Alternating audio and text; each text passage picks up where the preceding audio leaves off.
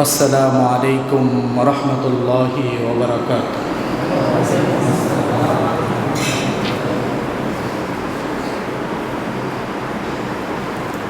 अल्लाहु अकबर, अल्लाहु अकबर, अल्लाहु अकबर, अल्लाहु अकबर। अशहदु अन ला इलाहा इल्लल्लाह,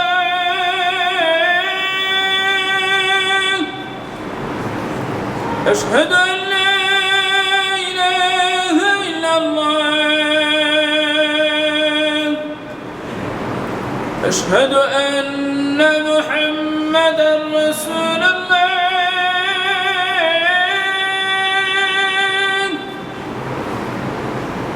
अशहदु अन्ना मुहम्मदर रसूलुल्लाह।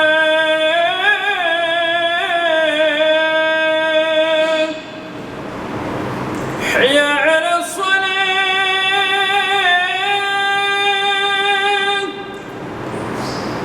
حي على الصلاة،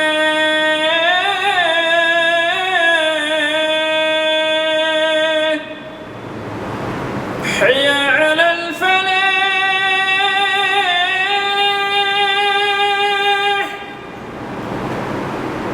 حي على الفلاح.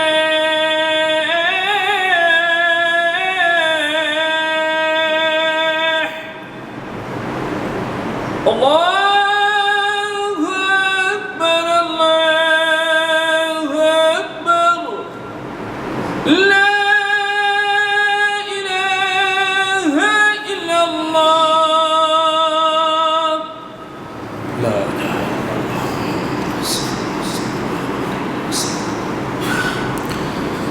الحمد لله، الحمد لله نحمده ونستعينه ونستغفره ونعوذ بالله من شرور أنفسنا ومن سيئات أعمالنا. من يهده الله فلا مضل له ومن يضلله فلا هادي له. ونشهد أن لا إله إلا الله وأشهد أن محمدًا عبده ورسوله. أرسله بالحق بشيرًا ونذيرًا وباعيًا إلى الله بإذنه وسراجًا منيرًا. أما بعد، فأعوذ بالله من الشيطان الرجيم. بسم الله الرحمن الرحيم. وقضى ربك ألا تعبدوا إلا إياه وبالوالدين إحسانا. إما يبلغن عندك الكبر أحدهما أو كلاهما فلا تقل لهما أف ولا تنهرهما وقل لهما قولا كريما. واخفض لهما جناح الذل من الرحمة وقل رب ارحمهما كما ربياني صغيرا. قال رسول الله صلى الله عليه وسلم: الجنة تحت أقدامنا الأمهات.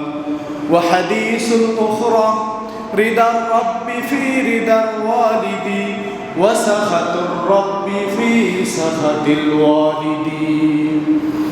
اللهم صل على محمد وعلى آل محمد كما صليت على إبراهيم وعلى آل إبراهيم إنك حميد مجيد. اللهم بارك على محمد وعلى آل محمد كما باركت على إبراهيم وعلى آل إبراهيم إنك حميد مجيد. الحمد لله আল্লাহ তাআলার দরবারে লাখ কোটি শুকরিয়া জ্ঞাপন করছি যে আল্লাহ পাক রব্বুল আলামিন আমাদের সকলকে পবিত্র জুমা দিনে জুমা মসজিদে এসে 2 রাকাত ফরজ নামাজ আদায় করার পূর্ব মুহূর্তে কিছু কথা বলা এবং শোনার তৌফিক দান করেছেন। এজন্য আমরা সকলেই অন্তরের অন্তঃস্থল থেকে হৃদয় উজাড় করে উঁচু কণ্ঠে আওয়াজ করে বলি আলহামদুলিল্লাহ। মুআজ্জাজ হাজিরিন, আমি আপনাদের সামনে যে আয়াতে কারিমা তেলাওয়াত করেছি আর যে হাদিস রাসূলুল্লাহ সাল্লাল্লাহু আলাইহি ওয়াসাল্লামের অসংখ্য হাদিস থেকে যে হাদিসখানা তেলাওয়াত করেছি, সেই হাদিস আর আয়াতের আলোকে আলোচনা করার চেষ্টা করব ইনশাআল্লাহ। আল্লাহ তাআলার ইবাদতের পরে আল্লাহ তাআলার যার খেদমত এবং যার আদেশ এবং যার সেবা করার হুকুম দিয়েছেন তার ব্যাপারে আমরা আলোচনা করব ইনশাআল্লাহ। আল্লাহ তাআলা পবিত্র কালামের মধ্যে বলেন ওয়াকাদা রাব্বুকা আল্লা তা'বুদু, যে বান্দা তুমি কি করবা, তুমি ইবাদত করবা একমাত্র কার, তোমার রবের আল্লাহ। আল্লাহর ইবাদত ব্যতীত বান্দা আর কারো ইবাদত করবে না, বান্দা শুধু তার রবের ইবাদত করবে একমাত্র। বান্দা দুনিয়াতে যেই ইবাদত করবে সেই ইবাদত যদি একমাত্র হবে তার কার জন্য, তার রবের জন্য। অন্যত্র আয়াতের মধ্যে আল্লাহ তাআলা বলেন ওয়ামা খালাকতুল জিন্না ওয়াল ইনসা ইল্লা লিয়াবুদুন, আমি জিন এবং মানব জাতিকে একমাত্র আমার ইবাদতের জন্য কি করছি, সৃষ্টি করছি। এই আসমান এবং জমিন যার যিনি সৃষ্টি করেছেন তিনি বলেন আসমান এবং জমিন যার সৃষ্টি, ইবাদত হবে তার, অন্য কারো ইবাদত করবে না। বান্দা যখন সেজদা দিবে তো সেই সেজদাটা একমাত্র হবে কার জন্য, আল্লাহর জন্য। বান্দা কোনো বান্দার কাছে যে সেজদা দিবে না, বান্দা যায় কোনো পীর এবং মাশায়েখের কাছে সেজদা দিবে না। বান্দার চাওয়া এবং ইবাদত একমাত্র হতে হবে কার জন্য, আল্লাহর জন্য হতে হবে।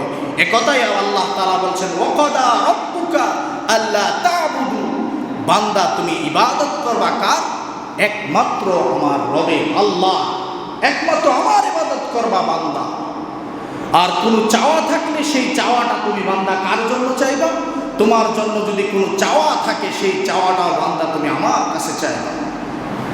আমরা আল্লাহ তাআলার কাছে মুখাপেক্ষী না হয়ে আমরা বান্দার দিকে মুখাপেক্ষী হইতে থাকি। আজকে আমরা সেজদা তো আল্লাহর দরবারে দেওয়ার কথা ছিল, আল্লাহর কুদরতি পায়ে দেওয়ার কথা ছিল, সেই আল্লাহর কুদরতি পায়ে তো দেওয়ার কথা, এখন আমরা বান্দার পায়ে সেজদা দেওয়া শুরু করছি, যেটা সম্পূর্ণ শিরক। আর চাওয়ার মাধ্যম হচ্ছে যে আল্লাহ তাআলার কাছে বলছে যে বান্দা তোমার সন্তান নাই, তুমি 2 রাকাত নামাজ সালাতুল হাজত পড়ে সেজদায় যে তুমি বাংলায় পারো, ইংলিশে পারো, আরবিতে পারো, তুমি আমার কাছে চাও। যদি তুমি আমার কাছে চাও আমি তোমাকে তোমার হাজত পূরণ করে দেব। তুমি যদি আমার কাছে তোমার সন্তানের জন্য চাও আমি তোমাকে সন্তান দিয়ে দিব। তুমি অভাবগ্রস্ত আছো, তুমি ঋণগ্রস্ত অবস্থায় আছো, তুমি আমার কাছে চাও আমি তোমার ঋণ পরিশোধ করে দেব। তুমি মামলা মুকদ্দমায় রয়েছ, তুমি 2 রাকাত সালাতুল হাজত অথবা তাহাজ্জুদের সালাতের মধ্যে তুমি দাঁড়িয়ে তুমি আমার কাছে চাও, তুমি আমাকে ডাকো, আমি তোমার মামলা মুকদ্দমার সমস্ত ঝামেলা সবগুলি আমি মিটাই। এজন্য ইবাদত সেজদা আমাদের অনেকের এরকম আছে, মাজার দেখলেই আমাদের কপাল চুলচুলায় যে কখন সেজদা দিয়ে দিই। ওই মাজারওয়ালাও জানে না যে আপনি সেজদা দিয়ে যে চার কাছে চাইতেছেন, মাজারে মোমবাতি দিতেছেন, কোনো ফায়দা আছে? কোনো ফায়দা নাই। তার কাছে চাইলে মাজারওয়ালা আপনাকে সন্তান দিতে পারবে না, মাজারওয়ালা আপনাকে বিপদ থেকে বাঁচাতে পারবে না। একমাত্র বিপদ থেকে বাঁচানোওয়ালা একমাত্র কে? আল্লাহ তাআলা। মোমবাতি আজকে মাজারে না দিয়া যদি আপনি অন্য কোথাও দিতেন, যে কোনো বাড়িতে কারেন্ট নাই, লেখাপড়া করতে পারতেছে না কোনো ছেলে অথবা কোনো মেয়ে, আপনি যদি তাকে মোমবাতি দিয়ে দিতেন, সেই মোমবাতি জ্বালায় যদি সে লেখাপড়া করত, তাহলে এটা অনেক উপকার হইত। আপনি সেটা না বুঝা মাজারে যায় মোমবাতি দিতেছেন, এটা সম্পূর্ণ শিরক, সেটা আপনি করতেছেন। এজন্য আমাদের চাওয়া থাকবে একমাত্র কার কাছে? আল্লাহর কাছে। আমাদের ইবাদত একমাত্র কার জন্য করব? আল্লাহর জন্য করবে। আল্লাহ তাআলা বলেন, ওয়াকাদা রাব্বুকা আল্লা তা'বুদু, বান্দা তোমার জন্য ইবাদত একমাত্র বান্দা কার জন্য করবে? রবের জন্য করবে। রবের ইবাদতের পরে আল্লাহ তাআলা বলেন, ইল্লা ইয়াহু ওয়া বিল ওয়ালিদাইনি ইহসান, বান্দা আমার ইবাদতের পরে তোমার জন্য নির্দেশ হলো, আদেশ হলো, তুমি বান্দা আমার ইবাদতের পরে তুমি ইহসান, দয়া করবে, ভালোবাসবে, খেদমত করবে। কার? ওয়াবিল ওয়ালিদাইন, মাতা পিতা। খেদমত কার করবে? মাতা পিতার খেদমত করবে। ইম্মা ইয়াবলুগান্না ইনদাকাল কিবারা আহাদুহুমা, তাদের মধ্যে যখন তোমাদের মা এবং বাবা যখন বৃদ্ধ হয়ে যাবে, অথবা দুইজনের মধ্যে একজন যারা যদি বৃদ্ধ হয়ে যায়, তখন কি হবে? আও কিলাহুমা, বা উভয় যদি কি হয়ে যায়? বৃদ্ধ হয়ে যায়। উফি ওয়ালা তানহারহুমা, তাদের জন্য বৃদ্ধ অবস্থায় তুমি শব্দটা পর্যন্ত বলতে পারবা না। তোমার মাতা পিতা যখন বৃদ্ধ হয়ে যাবে, বৃদ্ধ হলে তুমি শব্দটা তুমি বলতে পারবা না। এটা তোমার জন্য নিষেধ। কারণ হচ্ছে তুমি যখন ছোট ছিলা বান্দা, তখন তোমার মা এবং তোমার বাবা তোমাকে নিয়ে কখনো শব্দ বলে নাই।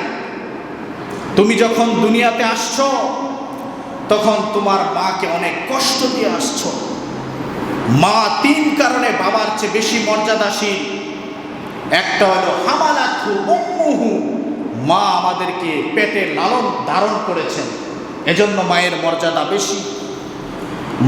মার বর্ণনা এরকম আসছে হাদিসে, যে যখন বাচ্চার 7 মাস বয়স হয়ে যায়, তখন বাচ্চা বাড়তে থাকে। তার বাড়তে বাড়তে তার পায়ের অবস্থাটা এরকম হয়, তার মায়ের কলিজার সাথে পাটা লাগে থাকে। তখন অনেক সময় আমাদের মা বোনেরা একসাথে খেতে বসছে, দেখা যায় আস্তে করে বিছানায় শুয়ে পড়ছে। সে বিছানায় লুটে গেছে, বলতেছে আমার আর খাবার হবে না। বাচ্চা নড়াচড়া করতেছে, যে বান্দা তুমি এরকম লাত্তি তার কলিজায় মারছো, সে আঘাতে আর সে খাওয়া দাওয়া করতে পারে না। এজন্য হামালাতহু উম্মুহু, তোমার মা তোমার পেটের মধ্যে কি করেছে? তোমাকে ধারণ করেছে। আরেকটা হচ্ছে যে তোমার মা তোমার ব্যথা সহ্য করছে, অনেক ব্যথা তোমার মা তোমার জন্য শেষ করেছে। আহানান বিওয়া আলা আহানি, তোমার জন্য তোমার মা প্রসবের সময় যে ব্যথাটা সহ্য করছে, এটা পৃথিবীতে কেউ সহ্য করে না। ইমাম গাজালি রহমতুল্লাহি আলাইহি বলেন, টেকনোলজির যুগে, আধুনিক যুগে মা যেই প্রসব বেদনার সময় যে ব্যথাটা অনুভব করে, সেটাকে যদি কোনো রূপরেখা দেওয়া যেত, সেটাকে যদি কোনো আকার ধারণ করা হইতো, সুম্মা উলকিয়া আলাল জিবাল, আর সেটাকে যদি কোনো পাহাড়ের মধ্যে কি করত? নিক্ষেপ করত, লাম শাক্কাল জিবাল। ইমাম গাজালি বলেন, ওই পাথরের পাহাড়টা ওইটা কি হয়েছে? টুকরা টুকরা হয়ে যেত। এমন কষ্ট আমার মা কি করেছে? প্রসব বেদনার সময় করেছে।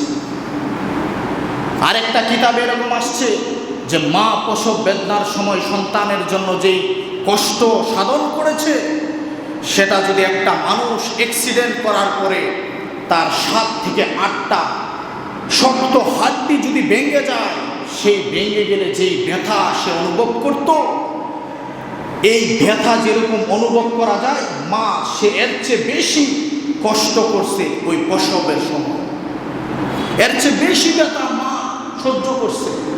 এজন্য বাবার চেয়ে মায়ের মর্যাদা বেশি। আরেকটা হচ্ছে যে মা কি করছে? ওয়াফিসালুহু ফি আমাইন, আমাদেরকে আমার মা কি করছে? 2 বছর অথবা এর চেয়ে বেশি আমাদেরকে আমাইন দুধ পান করাইছে। আমার মা 2 থেকে 2 বছরের বেশি আমাকে দুধ পান করাইছে। আমরা যখন পৃথিবীতে আসছি, তখন আমরা কিছুই জানতাম না। ওয়ালাম তাতাহাররাক, আমরা শুধু নড়াচড়াই করতে পারতাম। আমার মা আমাকে দুধ পান করাইছে। দুধের ব্যাপারে এরকম আছে যে এরকম বলেন যে তোমার মায়ের বুকের ভিতরে কি করছে, যে এরকম দুইটা পাতলা রোগ আমি জারি করে দিছি। আমবাতানে ও রকিকানে ফি সাদরি উম্মিক, বলেন আল্লাহ রাসূল বলেন আমবাতানে ও রকিকানে ফি সাদরি উম্মিক, তোমার মার সিনার মধ্যে আমি পাতলা দুইটা রগ জারি করে দিছি।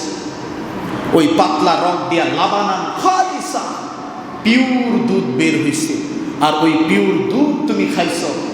আমাদের অসাধু ব্যবসায়ীরা আমাদেরকে ফরমালিন খাওয়ায়, ভেজাল খাওয়ায়, অনেক কিছু খাওয়ায়, কিন্তু খাওয়ার পরেও আল্লাহ তাআলা ওই মায়ের দুধের ভিতরে এরকম কুদরতি ব্র্যাকেট ফিট করে দিয়েছে যে ওই কুদরতি ব্র্যাকেটের কারণে আমাদের ওই মায়ের দুধের মধ্যে কোনো ভেজাল আল্লাহ তাআলা মিশতে দেয় না, কোনো ভেজাল মিশতে দেয় না। লাবানান খালেসা বলছে যে খালেস পিওর দুধ মায়ের এই বুক থেকে তোরে বান্দা আমি খাওয়াইছি।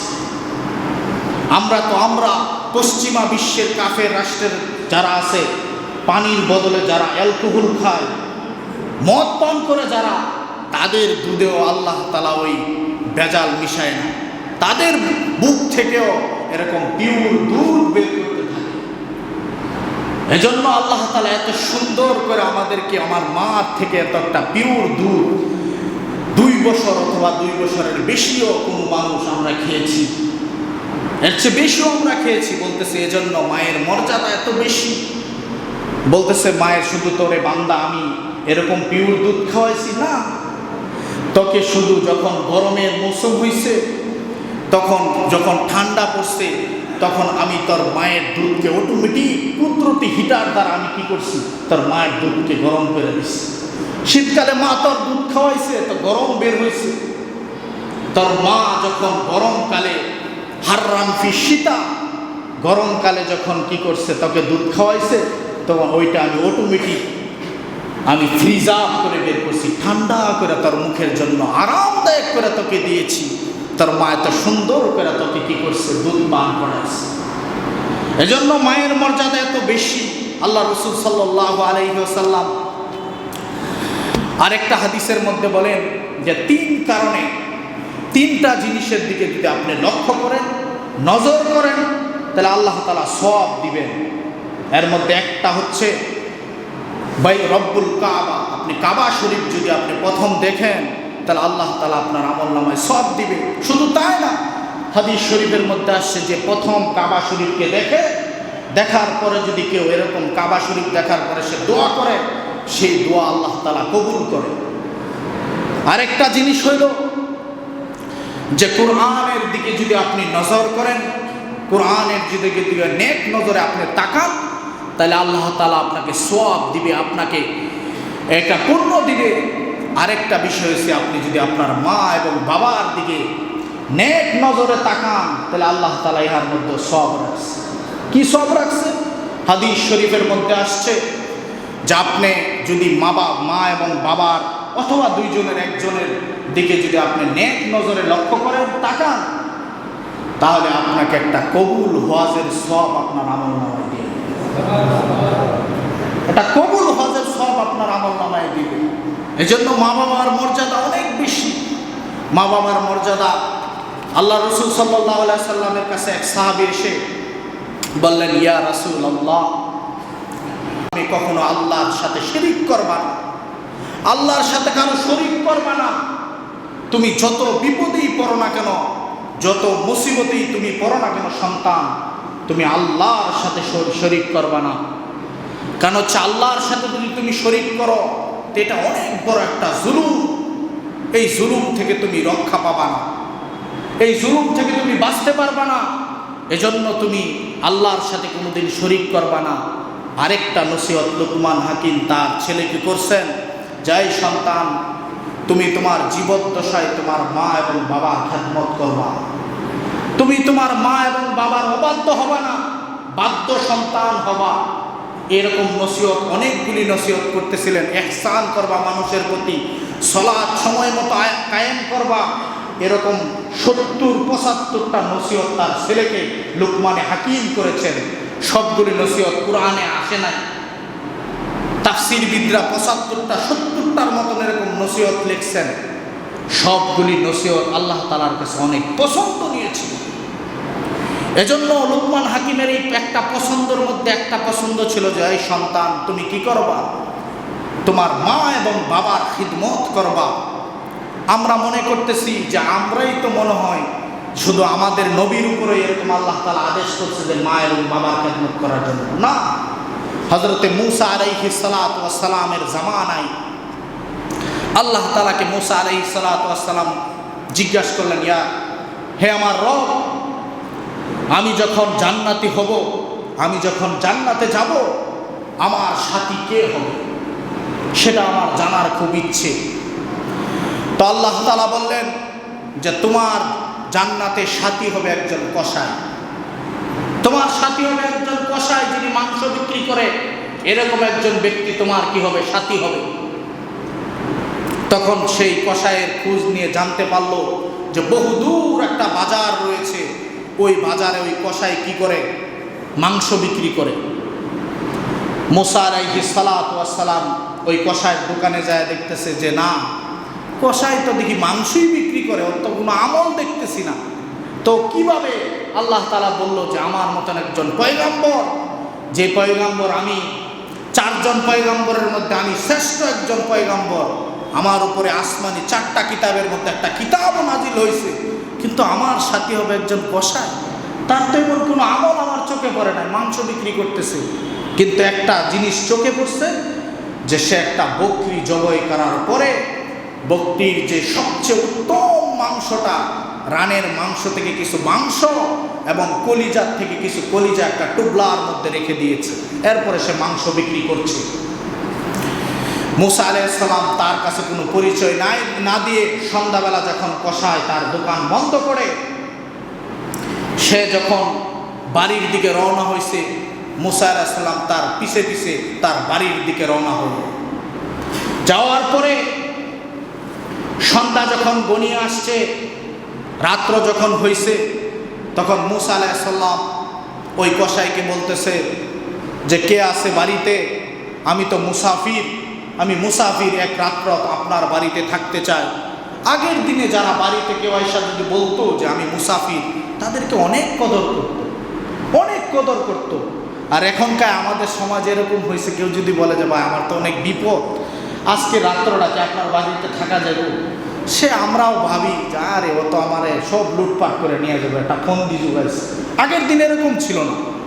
কোনো লোক যদি আয়সা বলতো যে আমি আপনার কাছে আজকে রাত্র মুসাফির হিসাবে থাকতে চাই, আমি তো অনেক দূরে লম্বা সফর করব, কিন্তু আপনার বাড়িতে আয়সা আমার রাত্র গণায় গেছে, সন্ধ্যা হয়ে গেছে, আমার তো এখন থাকা লাগবে, তখন যে কেউ তাকে থাকতে দিত, খাইতে দিত এবং খুব কদর করত, অনেক কদর করত।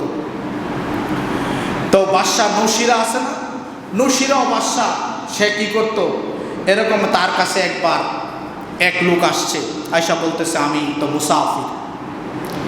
তো মুসাফিরের কদর এত পরিমাণে তারা করত যে তার উটের যে পালটা ছিল সেটা ছিল অনেক দূরে মরুভূমিতে। তো রাত্র ঝড় এবং বৃষ্টি ছিল, ওই উটের পাট থেকে বা বকরি থেকে কোনো বকরি আইনা যে তাকে মেহমানদারি করাইবে এরকম সুযোগ ছিল না, এত ঝড় আর বৃষ্টি ছিল। কিন্তু বাড়িতে তার সবচেয়ে পছন্দনীয় একটা উট ছিল, সেই উটটাকে সে জবাই করে দিয়ে ওই মুসাফিরকে সে এরকম কি করছে? খাওয়াইছে। এত পরিমাণে কদর করতো আগের দিনে মুসাফিরদেরকে। এখন আমাদের দেশেও সমস্যা, কেউ আয়সা এরকম বইলা আমাদের মাল সামানা সব নিয়ে যায়, এজন্য আমরা আর তাকাউকে থাকতে দেই না।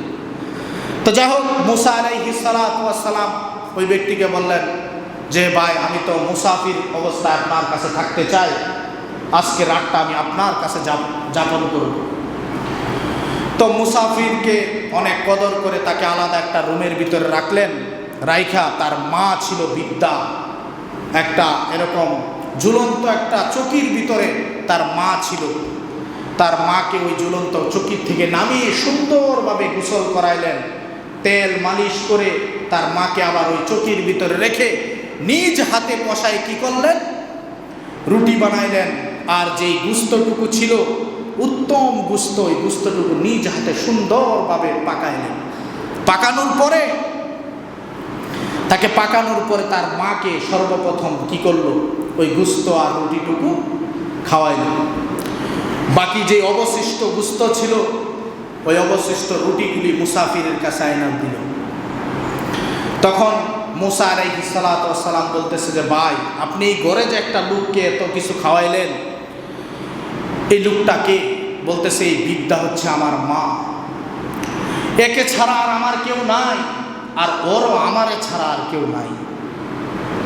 বলতেছে আমি আমার মাকে অনেক ভালোবাসি এবং কদর করি, আমি রুটি আর গুস্ত আমার মাকে আগে খাওয়ায় তারপর ভাই আপনার কাছে নিয়ে আসছি, কিছু মনে করে না। তো মুসা আলাইহিস সালাম বলতেছে আপনার মা যেন খাবারের পরে কি যেন পাশের রুম থেকে আমি শুনলাম পির পির করে আপনাকে বলতেছে যে আমার মা আসলে একটা পাগল, একটা এরকম একটা দোয়া আমার জন্য করতেছে যে দোয়াটা আর কোনোদিন কবুল হইব না, এরকম একটা দোয়া আমার জন্য করে। তো কি দোয়া করে?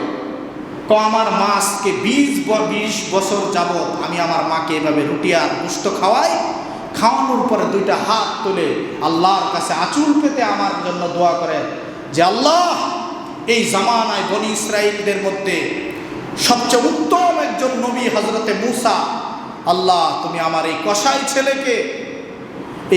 ছেলেকে তুমি আমার এই উত্তম মূসার সাথে তুমি জান্নাত দিও। এই দোয়াটা আমার মা পীর পীর করে। তো মূসা আলাইহিস সালাম মনে মনে ব্যাপারটা তো এখানে, আল্লাহ তাআলা যে বলছে যে কসাই আমার সাথী হবে, ব্যাপারটা তো এখানে আমি বুঝতে পারছি। এজন্য আমাদেরকে যে আমাদের নবীজি হাদিসের মাধ্যমে সতর্ক করছে মা বাবাকে খেদমত করা, শুধু তাই না, এটা অন্য অন্য নবীদেরকে এরকম খেদমত করছে। আমরা খেদমত তো এখন কি করি, আমাদের সম্পদ, আমাদের মাল, আমার বাপ মাকে হিসাবও দিতে চায় না। খাওন তো দূরের কথা, আমার সম্পদের হিসাবও তো আমরা দিতে চাই না আমার বাবাকে, আমার মাকে। আমি কয় টাকা বেতন পাই, আমি কয় টাকা কি পাই, আমি আমার মাকে হিসাব দিতে চাই না। আল্লাহ রসুলের দরবারে এক ব্যক্তি আয়সা বিচার দিছে, ইয়া রাসূলুল্লাহ, আমি যা কিছু কামাই করি, আমি যা কিছু করি এগুলি আমার বাবার কাছে আমি দেই, কিন্তু আমার বাবা কি করে, আমার সমস্ত মাল সম্পদ তার মন ইচ্ছা মতো খরচ করে, সে একবার চিন্তাও করে না যে আমি খরচ করতেছি মালটা, এটা একবার চিন্তাও করে না সে। তা আল্লাহর রাসূল সাল্লাল্লাহু আলাইহি সাল্লাম 3 জন সাহাবাকে, বেলাল সহ 3 জন সাহাবীকে পাঠিয়ে দিছে যে ওই ছেলের বাবাকে ধরে নিয়ে আসে। তো ছেলের বাবা আল্লাহর রাসূলের দরবারে জিজ্ঞাসা করছে, বেলাল, আল্লাহর রাসূল আমাকে কেন ডাকছে? আমি সেটা বলতে পারবো না, তবে তোমার ছেলেকে দেখছি ওই দরবারে বসে আছে। তো এরকম রাস্তা দিয়ে আসতেছিল আর বলতেছিল একটা কি যেন ভাবতেছিল। তো জিবরাইল আমিন বাবা যেইগুলি ভাবতেছিল এইগুলি আল্লাহর রসুলের কাছে আইসা বইলা দিচ্ছে।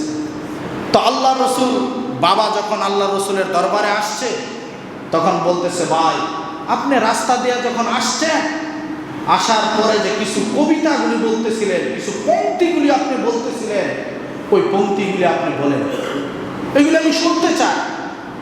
তখন বাবা খুব আক্ষেপ করে বলতেছিল যে ইয়া রাসূলুল্লাহ, আমি যখন যৌবন হইল, আমার যখন বয়স টকবকে যুবক, তখন আমি কি করলাম, আমাকে বিবাহ করার প্রস্তাব দেওয়া হলো, আমি বিবাহ করলাম। বিবাহর পরে কিছুদিন যাওয়ার পরে আমার ঘরে সন্তান আসলো। সন্তান যখন দুনিয়া আসলো, আমি আমার যৌবনের, আমার জীবনের সব কিছু ভুলে গিয়েছি। আমি আমার ছেলেকে কিভাবে মানুষ করব, আমি আমার ছেলেকে কিভাবে শিক্ষা দিব, আমি আমার ছেলের ভবিষ্যৎ কিভাবে সুন্দর হবে, ওই নিয়ে চিন্তায় মগ্ন রয়েছি। আমি দূরে কোথাও যদি কোনো একটা জিনিস খাইতাম, তখন আমার সন্তানের কথা মনে পড়ত, আমি না খেয়ে আমার সন্তানের জন্য সেটা নিয়ে আসতাম। আমার টাকা পয়সা ইচ্ছা করলে আমার ছেলেকে ওইভাবে আমি লালন পালন না করে আমি আরো নরমালে লালন পালন করতে পারতাম। আমার ছেলেকে উত্তমভাবে সমাজের 10টা মানুষ যেভাবে চলে, এর চেয়েও উত্তমভাবে আমার ছেলেকে লালন পালন করানোর জন্য চেষ্টা করছি। ইয়া রাসূলুল্লাহ, আজকে আমার ছেলে আজকে আমার নামে আপনার কাছে নালিশ করতেছে, এটা আমার কাছে দুঃখ মনে হইতেছিল। তো আল্লাহ রসুল তার কথা শুনে আল্লাহ রসুলও কাঁদতেছে, ওই ব্যক্তিও কাঁদতেছে।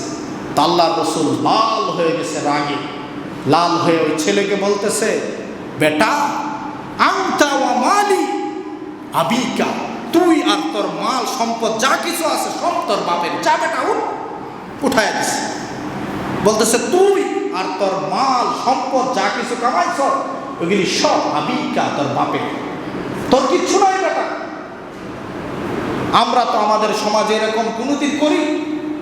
আমরা তো আমাদের সমাজের আমাদের বাবা মাকে খাবারই দিতে চায় না। আজকে আমি আর আপনি বৃদ্ধাশ্রমে আমার বাবা মাকে পাঠিয়ে দিচ্ছি।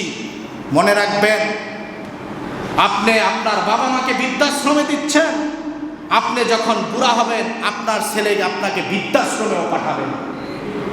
আপনার হাতে থালা দিয়ে রাস্তায় বসতে হবে। আপনি তো আজকে আপনার বাবাকে বৃদ্ধাশ্রমে দিচ্ছেন, কিন্তু এমন এক দিন আসবে, সেই দিন আপনার বৃদ্ধাশ্রমে আপনার ঠাঁই হবে না, আপনার জায়গা বৃদ্ধাশ্রমে হবে না। এজন্য চিন্তা করা উচিত। আমরা মনে করি আমি যা কামাইতেছি এগুলি আমার সম্পদ না। ওই হাদিস থেকে বোঝা যায় যে আমি যা কিছু কামাই করতেছি সব কিছু আমার বাবাকে বুঝাইতে হবে, আমার মাকে বুঝাইতে হবে। এগুলি হিসাব আমার মা এবং বাবাকে দিতে হবে। না হয় আল্লাহ রসুল বলতো যে ঠিক আছে আপনি একটু কমায় খরচ করেন, ওই সাহাবীকে বলতো, বলে নাই। বলছে আনতা ওয়া মালি আবিকা, তুই আর তোর মাল যা কিছু আছে বেটা সব তোর বাপের, উঠায় দিছে। সাথে সাথে আল্লাহ রসুলের দরবার থেকে উঠায় দিছে। অন্য একটা হুঁশিয়ারি আপনাদেরকে শোনাচ্ছি সাহাবায়ে কেরামের ক্ষেত্রে, সেটা যেটা হয়েছে যে আল্লাহ রসুলের সাহাবী আলকামা রাদিয়াল্লাহু তাআলা আনহু, তিনি মার খেদমত সঠিকভাবে করতেন। মা যেটা চাইতেন সেটা দিতেন, মাল সম্পদ সব কিছুই মাকে বুঝাইতেন। কিন্তু আলকামা রাদিয়াল্লাহু তাআলার একটা বদ অভ্যাস ছিল, স্ত্রী যদি কোনো কথা বলতো সেটাকে রক্ষা করত। মার কথার চেয়ে স্ত্রীর কথাকে সে প্রাধান্য দিত আলকামা রাদিয়াল্লাহু তাআলা। তো যখন তার সাকরাত শুরু হয়ে গেছে, মৃত্যুর যখন সে দ্বার প্রান্তে চলে গেছে, আল্লাহর রসুলের কাছে খবর আসছে, ইয়া রাসূলুল্লাহ, আলকামা মৃত্যুর দ্বার প্রান্তে চলে গেছে, তাকে কালিমা তালকিন দেওয়া দরকার। তা আল্লাহর রসুল সাল্লাল্লাহু আলাইহি সাল্লাম সাহাবায়ে কেরামদেরকে দিয়ে 3 জন সাহাবাকে পাঠিয়ে দিলেন যে আলকামাকে যায় তোমরা কি করো, কালিমার তালকিন দিতে থাকো।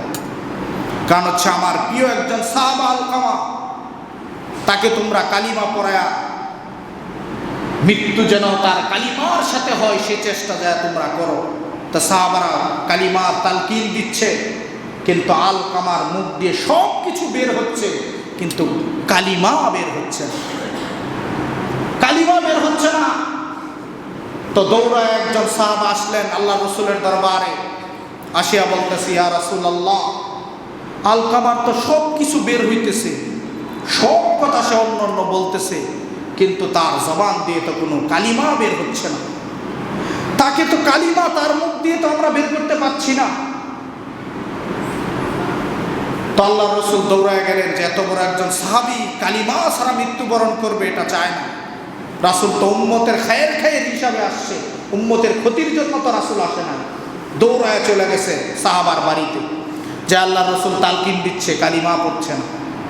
তখন তার মাকে ডাকছে, আলকামার মা তুমি বলো যে আলকামা কি এরকম অপরাধ করছে যে অপরাধের দরুন আজকে কালিমা তার জবান দিয়ে বের হচ্ছে না।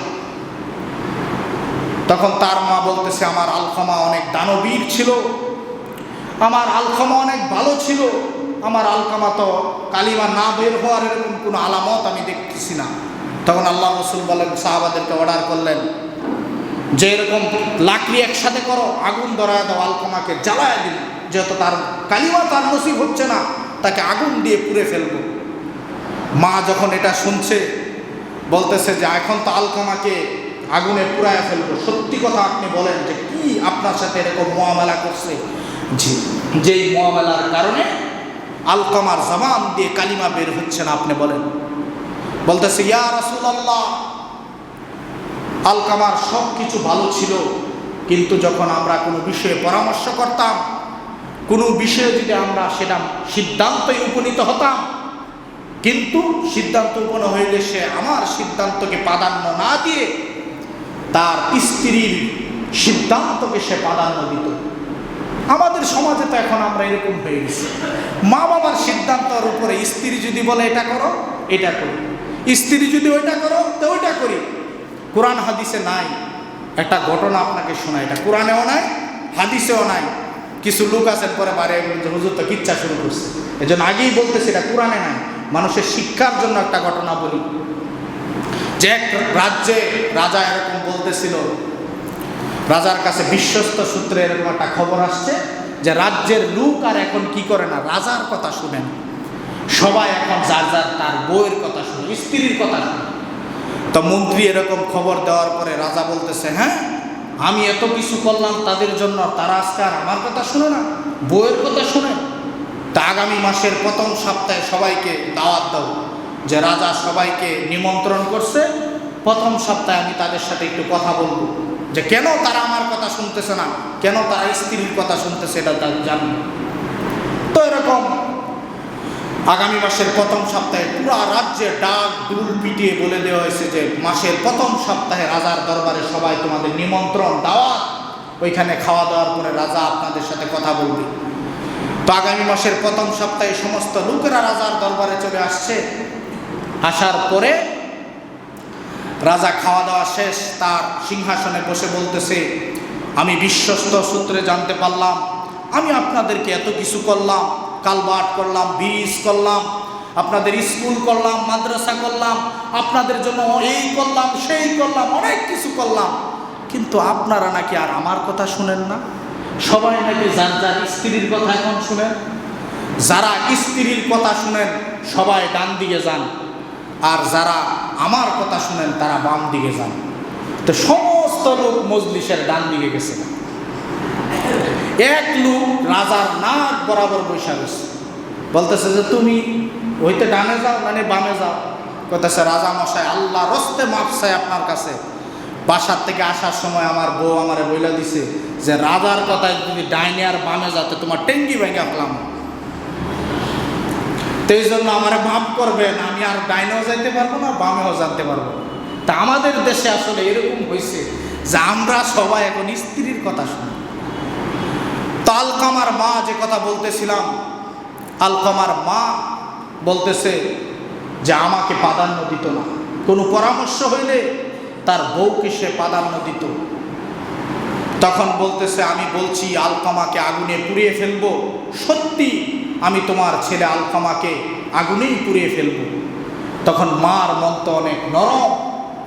মা কি হইল, আল্লাহ রসুলের কাছে বললেন, ইয়া রাসূলুল্লাহ, আমি আমার আলকামাকে অনেক কষ্ট করে লালন পালন করেছি। ছোট্টবেলা আলকামার বাবা ইন্তেকাল করেছে, দুনিয়ার থেকে তার বাবা চলে গেছে।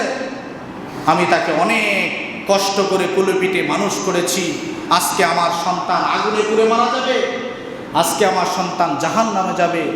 ইয়া রাসূলুল্লাহ, আমি আমার আলকামাকে মাফ করে দিয়েছি। আপনিও আল্লাহর কাছে দোয়া করেন আমার আলকামাকে যেন আল্লাহ তাআলা মাফ করে দেয়। এ কথা বলতে দেরি, আলকামার মুখ দিয়ে কালিমা বের হতে দেরি হয় না।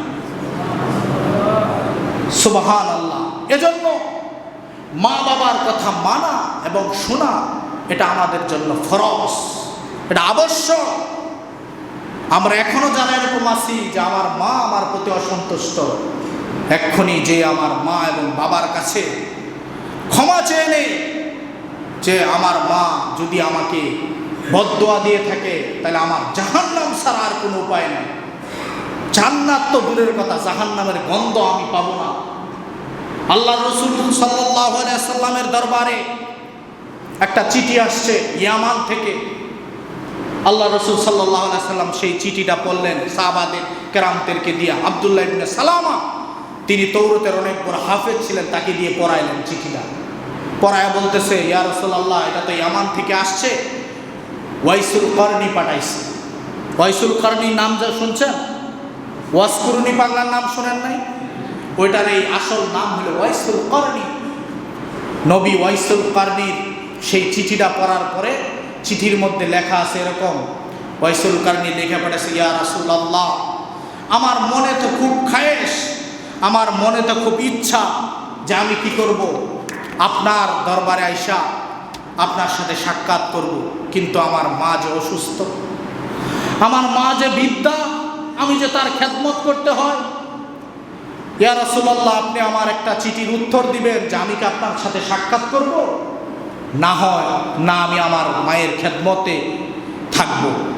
তা আল্লাহর রাসূল আব্দুল্লাহ ইবনে সালামাকে বললেন, সালামা, এই চিঠির ব্যাপারে তুমি আর দেরি করবা না, সঙ্গে সঙ্গে এই চিঠির মধ্যে লিখে দাও যে ওয়াইসুল করনির আর মদিনায় আসতে হবে না, সে যেন তার মার খেদমত করে, এবং একটা দুধ দিয়া চিঠিটা এখন পাঠায় দেয়। আব্দুল্লাহ ইবনে সালামা ওই চিঠিটাকে লিখে সুন্দরভাবে একটা দুধ দিয়ে পাঠায় দিলেন যে নবীর সাক্ষাতের চাইতেও মায়ের খেদমতকে তোমাকে প্রাধান্য দিতে বলা হয়েছে। নবী ওয়াইসুল করনি আসে নাই, নবী হযরতে ওমরকে একটা জুব্বা দিয়া বলতেছে, আমার মৃত্যুর পরে খলিফাতুল আবু বকরের পরে তোমার যখন খলিফা হবে, তুমি যখন খলিফার সিংহাসনে বসবা, তখন ইয়ামান থেকে একজন ব্যক্তি আসবে যার নাম হচ্ছে ওয়াইসুল করনি, তুমি তাকে এই জুব্বাটা হাদিয়া দিবা এবং তার কাছ থেকে তোমার জন্য দোয়া নিবা। ওয়াইসুল করনির কাছ থেকে দোয়া নিতে বলতেছে হযরতে ওমরকে, অথচ হযরতে ওমর খলিফাতুল মুসলিমের মধ্যে দ্বিতীয় খলিফা। আল্লাহ রাসূল তার ব্যাপারে বলছে, আমার পরে যদি কোনো নবী আসতো তা আল্লাহ তাআলা হযরতে ওমরকে নবী বানায়া দুনিয়ায় পাঠাইতেন। ওই উমরকে বলতেছে যে ওয়াইসুল করনির কাছ থেকে দোয়া নিতে। উমরের শাসন এত কঠিন ছিল, সময় আসলে সংকীর্ণ, আরো বলা দরকার ছিল যে তার নিজের ছেলে মদ খাওয়ার কারণে 80 দুররা বেত মেরে সেই মদের বিচার, মদ খাওয়ার বিচার করেছিলেন। মদও খায় নাই, নবী যে তমর খাইছিল, যে আরবরা এই কাজটা করে, দুধের ভিতরে শুকনা খেজুর ভিজিয়ে রেখে সেই খেজুরটা পরের দিন খায়, এটা একটা শক্তিশালী জিনিস, সাথে সাথে খেতে হয়। যদি এটা 2 দিন 3 দিন রেখে দেয় তাহলে এটা নবীজে তমর থেকে মদ হয়ে যায়। তো হযরতে ওমরের ছেলে এটা 2-3 দিন রেখে ওই নবীজে তমরটা খেয়েছিল, খেয়ে বাবার সামনে যেয়ে মাতলামি শুরু করছে। তো কলারে টান দিয়া ধরে তার মুখ শুনছে, শোনার পরে দেখে যে মদের গন্ধ আসতেছে। তখন বলতেছে, আকালা খমরু, তুমি কি মদ খেয়েছো? তখন বলতেছে যে হ্যাঁ, মদ খেয়েছি, নবীজে তমরটাকে এইভাবে 2 দিন 3 দিন রেখে খেয়েছি। সাথে সাথে ছেলের কলারে এইভাবে ধরে মসজিদে নববীর বারিন্দায় না বানলেন, বাইন্দা রাখলেন। সকালে জোহর নামাজের সময় যখন মুসল্লিরা আসতেছে, তখন দেখতেছে প্রেসিডেন্টের ছেলে বিচারের কাঠগড়ায় নিজ হাতে প্রেসিডেন্ট বেঁধে রেখেছে। নামাজ শেষে হযরতে ওমর বললেন যে বাকি সুন্নতের পরে সকলেই থাকবেন, একজন মদ খেয়েছে তার বিচার হবে। হযরতে ওমর তার ছেলের বিচার করার জন্য জল্লাদকে বললেন, আসো, বাইতুল মালের থেকে সবচেয়ে মোটা যে চাবকটা রয়েছে ওই চাবকটা নিয়ে আসো। বলতেছে, ওকে প্রহার করো, 80 দুররা প্রহার করো। জল্লাদ ওয়াহেদ ইসনান সালাসা 3 বারই দিছে। দেওয়ার পরে হযরতে ওমর বলতেছে, এইভাবে বাইরে প্রেসিডেন্টকে খুশি করার জন্য তুমি বাইরে যাচ্ছ, এরকম বাড়ি যদি দেও সেটা হবে না, আমার কাছে দাও। চাবক নিজ হাতে নিয়ে, ওমর তো সবচেয়ে শক্তিশালী ছিলেন মদিনাতে, নিজ হাতে নিয়ে বলছে, তুমি যে 3 বাড়ি দিছ, 3 বাড়ির বরাবর আমার 1 বাড়ির সমান হয়েছে। ওমর সালাসা দ্বিতীয় বাড়ি শুরু করছে, ইসনান আরবা খামসা, এভাবে 20 পর্যন্ত গুনলেন। যখন 20 বাড়ি দিলেন, ছেলে বেহুশ হয়ে গেছে। বলতেছে, ওর মাথায় পানি দাও, আর হুঁশ আসলে তারপর আবার বাকি মারা হবে বাকিটা। হযরতে ওমরের স্ত্রী আয়েশা দৌড়ায় তার পায়ে ধরলেন, ধরে বলতেছে, তাকে মাফ করে দাও। বলছে, মাফ আল্লাহর কাছে কোনো আল্লাহর আইনের কাছে কোনো তেলবাজি চলে না, আল্লাহর আইনের কাছে কোনো ঘুষ চলে না, সুপারিশ চলে না। তাকে ৮০ দুর্রাই মারতে হবে। যখন হুঁশ আসলো, বাকি এরকম ৬০টার মতন এরকম দুর্রা মারছে, মারতে মারতে তার রক্ত দেয়ালে ছিটতেছে। এক পর্যায়ে ছেলেটা মারা গেছে, দুনিয়ায় নাই। হযরত ওমর অর্ডার করলেন, একে গোসল দাও, কাফন দাও। কবরে যখন রাখলেন, রাখার পরে বাকি 10 বেত কবরের মধ্যে মারলেন। মায়ের আল্লাহর কাছে দোয়া করলেন, আল্লাহ, আমার ছেলে মদ পান করেছিল, আমার ছেলের মদ পান করেছিল, আমার ছেলের 70 বাড়ি দেওয়ার পরে আমার ছেলে দুনিয়া থেকে চলে গেছে। আমি কিন্তু আমার আদেশ বাকি 10 বেত আমি কবরে দিয়েছি, তোমার যে আইন সেটা আমি মানছি, এখন তুমি আমার ছেলেকে মাফ করে দাও। এমন শাসন ছিল উমর। সেই উমরকে বলতেছে যে তুমি তোমার হকে নবী ওয়াইসুল কারনীর কাছ থেকে দোয়া লইবা। নবী ওয়াইসুল কারনী যখন আসবে তুমি তার কাছ থেকে দোয়া লইবা।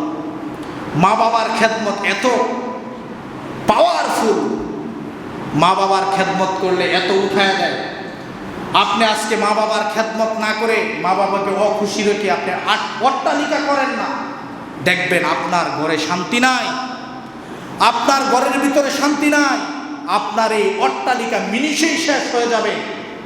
আর যদি আপনি মা বাবাকে রাজি এবং খুশি রেখে আপনি যদি অল্প বেতনও পান, আল্লাহ তাআলা এর ভিতরে বরকত দিবে। এটা হাদিসের কথা, বরকত দিবে।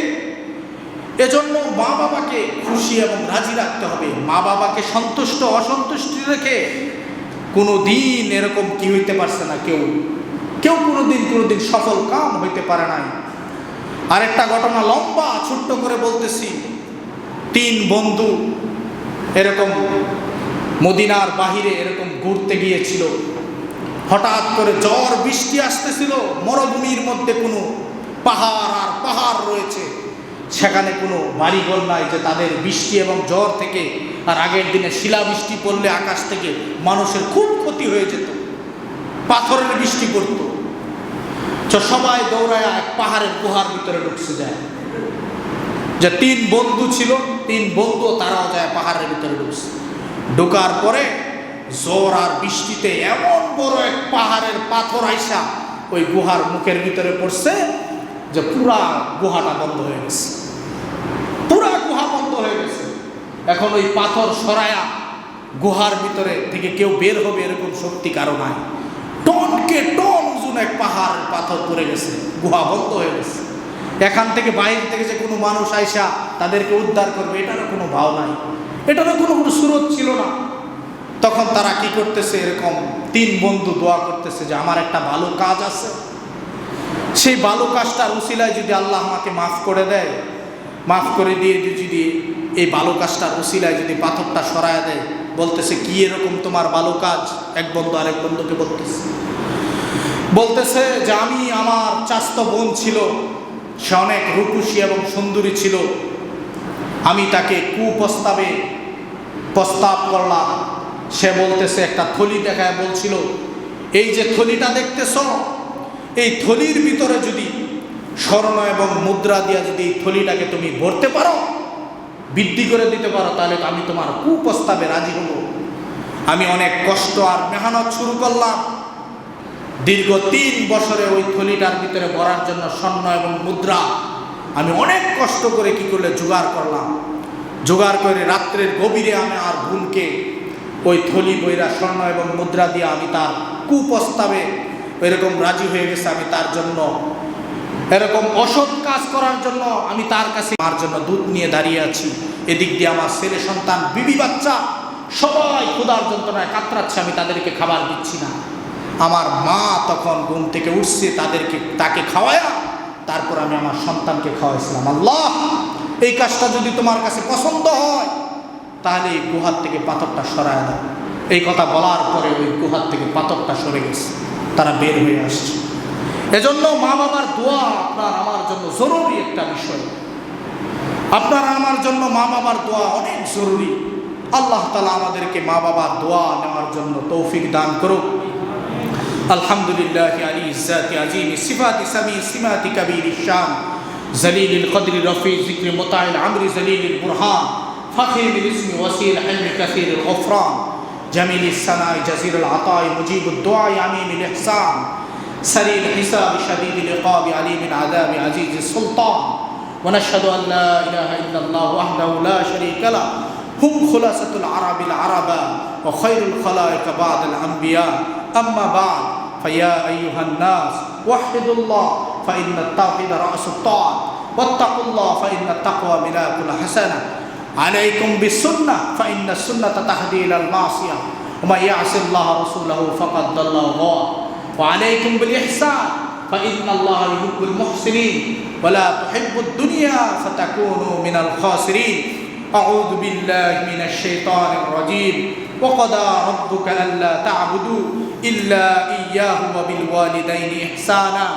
إما يبلغن عندك الكبر أحدهما أو كلاهما فلا تقل لهما أف ولا تنهرهما وقل لهما قولا كريما بارك الله لنا ولكم في القرآن العظيم ونفعنا وإياكم وآيات وذكر الحكيم أستغفر الله لي ولسائر المسلمين فاستغفروه إنه هو الغفور الرحيم